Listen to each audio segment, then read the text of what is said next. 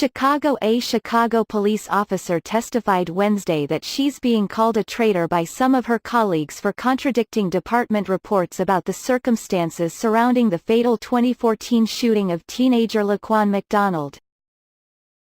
Officer Dora Fontaine is a witness in the trial of ex-officer Joseph Walsh, former Detective David March and suspended Officer Thomas Gaffney. Prosecutors allege the three concocted a version of the shooting to protect Officer Jason Van Dyke, who was convicted of second-degree murder earlier this year. Fontaine testified that she and her partner, Ricardo Viramontes, headed to the scene after hearing a call over the police radio. She said she saw the shooting of McDonald and told March what she saw: male black walking southbound, swaying the knife, twisting, falling. She said March's reports about the incident didn't match what she told him. Fontaine said she called her lawyer when she learned of March's report because she felt like she needed legal advice. "Why did this matter to you?" Holmes asked. "Because it was a lie," Fontaine answered. She said after word spread she was disputing what the official reports stated. She was blackballed. "Other officers were calling me a rat, a snitch, a traitor," Fontaine said.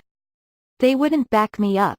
If I was at a call and I needed assistance, some officers felt strong enough to say that I didn't deserve to be helped." Fontaine said a sympathetic boss reached out to her and offered to pull her off the street, adding she welcomed the opportunity to go on desk duty. March's attorney, James McKay, claimed there were inconsistencies in statements she gave to prosecutors. McKay said that although she testified McDonald never attacked officers, she told investigators for the Chicago Inspector General's office that the swaying knife was an attacking movement. McKay also hinted Fontaine, 51, concocted the accusations against March to save her job. Fontaine admitted she feared to lose her job in the shooting's aftermath. The Inspector General's office recommended Fontaine be fired for making false statements in the McDonald case. Police Superintendent Eddie Johnson rejected the recommendation, citing insufficient evidence to support her dismissal. In other testimony, Officer Joseph McElligott and his partner, Gaffney, were the first to encounter McDonald the night of the shooting. He said they followed the teen at a distance over several blocks.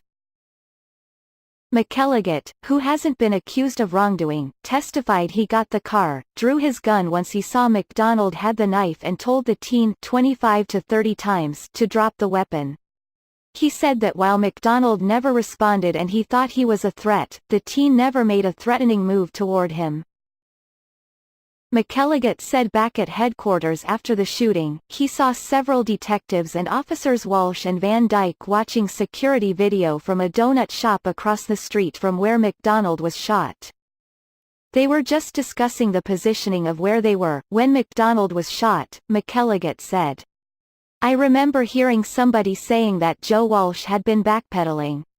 Although the trial is not about whether Van Dyke was justified in shooting McDonald, defense attorneys focused on whether the teen posed a threat.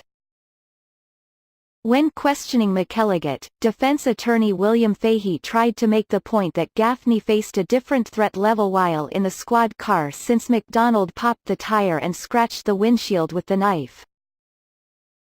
SGT Larry Snelling contradicted the office's report that the 17-year-old McDonald lunged at Van Dyke. Snelling is an expert in training, the use of force and riding reports at the Chicago Police Department. He testified when he watches dash video of Van Dyke's shooting of McDonald, he doesn't see anything that would have justified pulling the trigger.